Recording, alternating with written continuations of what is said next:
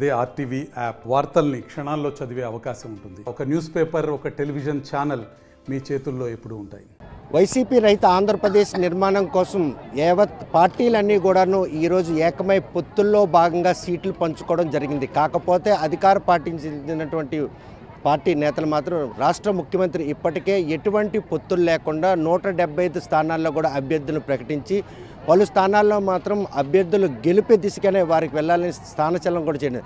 ఇటువంటి తరుణంగా మూకుమ్మడిగా ఈ పార్టీలన్నీ కూడాను జగన్మోహన్ రెడ్డిపై 2024లో దాడికి పాల్పడుతున్న ఈ నేపథ్యంలో హెచ్చెర్ల నియోజకవర్గం రెండోసారి ఎమ్మెల్యేగా పోటీ చేస్తున్నటువంటి గొర్రెల కిరణ్ ప్రస్తుతం ఈ పొత్తుల వ్యవహారంలో ఆయన మాట ఏంటి మనకు అడిగి తెలుసుకుందాం. చూస్తే కనుక అందరూ కూడాను గుంపులుగా ఈరోజు 2024లో జగన్ను ఓడించాలనుకుంటున్నారు. ఈ పొత్తుల వ్యవహారంలో సీట్లు బట్టవాడా కూడాను వారికి ఇచ్చినట్టు సీట్లు పేర్లు ప్రకటించడానికి కూడా వారికి సుముఖత లేనటువంటి ఈ తరుణంలో ఈ పొత్తులు ఏ విధంగా మీకు అడ్డంకి ఉంటాయా, లేకపోతే మీరు అనుకున్న వైనాట్ 175 మీరు సక్సెస్ తీసుకుని ముందుకెళ్తారు?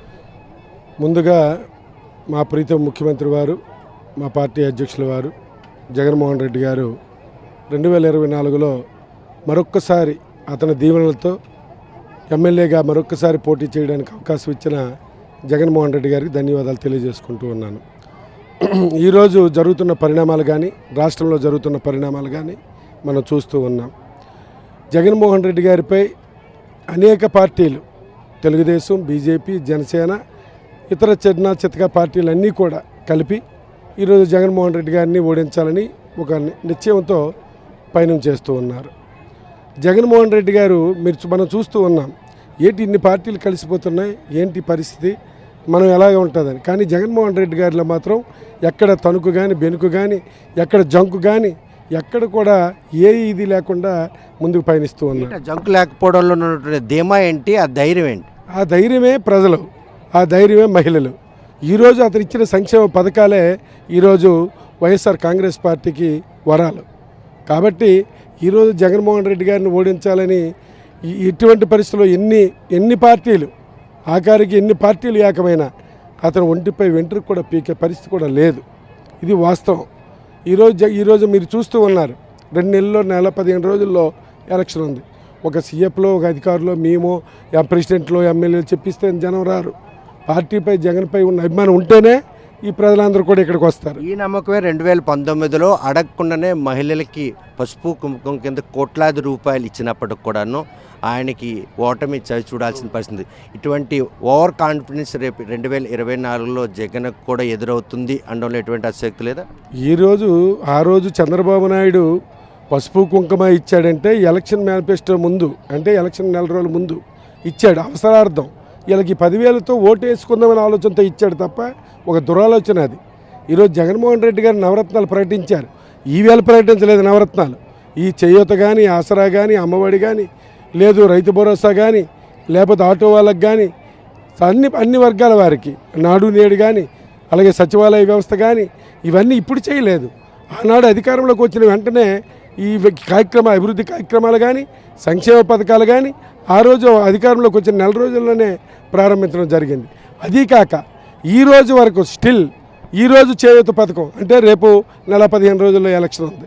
ఈరోజు చేయూత పథకం రావడం అంటే అంత కమిట్మెంట్ ఉన్న నాయకుడు జగన్మోహన్ రెడ్డి గారు. ఇంతలా సంక్షేమం, అభివృద్ధి 2 కళ్ళుగా ముందుకెళ్తున్నారు. 5 ఏళ్ళు పాలన ముగుస్తున్న ఈ తరుణంలో అన్ని పార్టీలు ఏకమై ఈ సంక్షేమాన్ని అడ్డంగా పెట్టుకొని రేపు అధికారంలో రావాలి, ప్రజలను ఎట్టి పరిస్థితుల్లో దారి మళ్లించాలనే ఉద్దేశంతో ఒక జాతీయ పార్టీ, 2 ప్రాంతీయ పార్టీలతో మరో 2 వామపక్ష పార్టీలు ఏకమవుతున్నాయి. ఆ నేపథ్యం రేపు ప్రజల్లో ఏమైనా మైండ్ గేమ్ ప్రదర్శిస్తే జగన్కు ఓటం తథ్యం అనుకోవచ్చా? మీకు ఇంకోటి కూడా తెలియపరుస్తూ ఉన్నాను. ప్రజలు కార్యకర్త కంటే ముందుగా ప్రజలు ఫిక్స్ అయ్యి ఉన్నారు జగన్మోహన్ రెడ్డి గారిని గెలిపించాలని. ఎందుకంటే ఈ పథకాలు జగన్ అనే వ్యక్తి అంటే నమ్మకం అనేది సామాన్యమైనది కాదు. ఆ నమ్మకాన్ని రేపు నిలబెట్టుకోవాలని, మళ్ళీ జగన్ వస్తేనే చంద్రబాబు నాయుడు, పవన్ కళ్యాణ్ కేజీ బంగారం ఇచ్చినా, బెంజ్ కారు ఇచ్చినా నమ్మే పరిస్థితుల్లో ప్రజలు లేరు.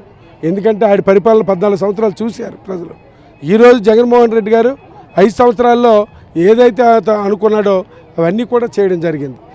ఎన్ని కూటములు వచ్చినా, ఎన్ని పార్టీలు కలిసిపోయినా, ఇందాకే చెప్పాను, జగన్మోహన్ రెడ్డి గారి ఒంటిపై వెంట్రుకు కూడా పీకలేరు.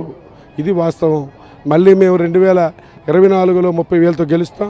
మళ్ళీ జగన్మోహన్ రెడ్డి గారు ముఖ్యమంత్రి అవుతారు. ముఖ్యమంత్రిగా అతను మళ్ళీ పరిపాలన కొనసాగించి అనేక సంక్షేమ పథకాలని ప్రజలకు అందిస్తారని అనుకుంటూ ఉన్నాను. సంక్షేమ పథకాలు ఎవరైతే లబ్ధిదారులు ఉన్నారో వారు కూడా మీతో పాటు ఉన్నారు, మహిళలు ఉన్నారు. వాలంటీర్ వ్యవస్థను కూడాను ఈరోజు మీరు వాడుకునేందుకు ఒక వ్యూహం పన్నుతున్నారని చెప్పి ప్రతిపక్షాలు ఆరోపిస్తున్నాయి. వారు రేపు విధుల నిర్వహణలో భాగంగా మీరు వారిని అంటే రంగంలో దిస్తారా? ఇప్పుడు వాలంటీర్ వ్యవస్థ అనేది ప్రజా సంక్షేమం గురించి ప్రజల దగ్గరికి పరిపాలన తీసుకొచ్చే విధంగా తయారు చేసిన వాలంటీర్ వ్యవస్థ ఇది పార్టీ గురించిన వ్యవస్థ కాదు. ప్రజలకి దగ్గరికి ప్రభుత్వాన్ని తీసుకెళ్లే కార్యక్రమం. అంటే వాళ్ళ ముంగిటికి తీసుకెళ్ళి వాళ్ళకి ఏ సమస్యలు ఉన్నా ఆ సమస్యలు తెలుసుకొని సచివాలయం దగ్గర సంక్షేమ పథకాలన్నీ ఏటి కావాలనేది ప్రజలకి అవన్నీ కూడా సచివాలయం తీసుకొచ్చి ఆ ముసుగులోనే డేటా సేకరణ చేస్తున్నారని ప్రతిపక్షాలు ఆరోపణ. డేటా సేకరణ చేయడానికి ఏముంది, అంత బట్టబయలే ఇదంతా ఉన్నాం. ఎవరి దగ్గర వాటర్ లిస్ట్ లేదా, ఇంక డేటా బయలు చేయడానికి ఏం లేదు.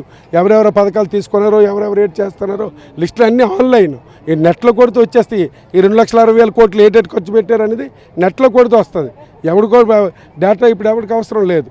ఇవన్నీ తప్పుడు మాట్లాడుకొని ఏదో ఈవేళ వరకు తెలుగుదేశం, బీజేపీ, జనసేన టికెట్ ఏమైనా ప్రకటించుకోగలిగినాడా? ఎక్కడైనా ఆ పరిస్థితి కూడా అడిగి లేదు. ఈవేళ ఈ హెచ్చర్ల నియోజకవర్గంలో ఎటువంటి పరిస్థితుల్లో వైఎస్ఆర్ కాంగ్రెస్ పార్టీ గెలుస్తుందండి. 30,000 మెజార్టీతో గెలుస్తాం. ఇందులో ఎటువంటి పరిస్థితుల్లో అనుమానం లేదు. కిందసారి నేను అదే మాట అన్నాను, 20,000 ఓట్లతో నేను గెలుస్తానని ఆ వేళ చెప్పాను. ఈరోజు అదే మాట 30,000తో గెలుస్తానని చెప్తాను. అదే మాట జరుగుతుంది. చూస్తే కనుక వచ్చే 2024 సార్వత్రిక ఎన్నికల్లో మాత్రం సంక్షేమం అదేవిధంగా అభివృద్ధి ధ్యేయంగా 5 ఏళ్ళు పరిపాలన పూర్తి చేసుకున్నటువంటి జగన్మోహన్ రెడ్డి అభ్యర్థుల ప్రకటనలో ఎక్కడ కూడాను సస్పెన్షన్ లేకుండా అభ్యర్థుల పేర్లు పెట్టారు. ఎవరైతే పార్టీలు పొత్తులు పెట్టుకున్నారో వారి అభ్యర్థులు కూడా ప్రకటించుకునే పరిస్థితి ఉన్న ఈ నేపథ్యంలో 2024లో వారికి మాత్రం గెలుపు అందం దాక్షగా మిగిలింది. రెండోసారి కూడా ఈరోజు ముఖ్యమంత్రి జగన్మోహన్ రెడ్డి ఖాయం. హెచ్చర్ల నియోజకవర్గంలో సుమారు 30,000 ఓట్ల మెజార్టీతో తన గెలుపు తథ్యం. రెండోసారి కూడా అసెంబ్లీలో అడుగు పెడతానని గొర్రెల కిరణ్ స్పష్టం చేస్తున్నారు. వీడియో జర్నలిస్ట్ రాంకృష్ణతో సత్యం, RTV శ్రీకాకుళం. మరిన్ని వీడియోస్ కోసం ఛానల్ ని సబ్స్క్రైబ్ చేయండి. లేటెస్ట్ అప్డేట్స్ కోసం వాట్సాప్ ఛానల్ ని ఫాలో చేయండి. అండ్ లింక్ డిస్క్రిప్షన్ లో ఉంది.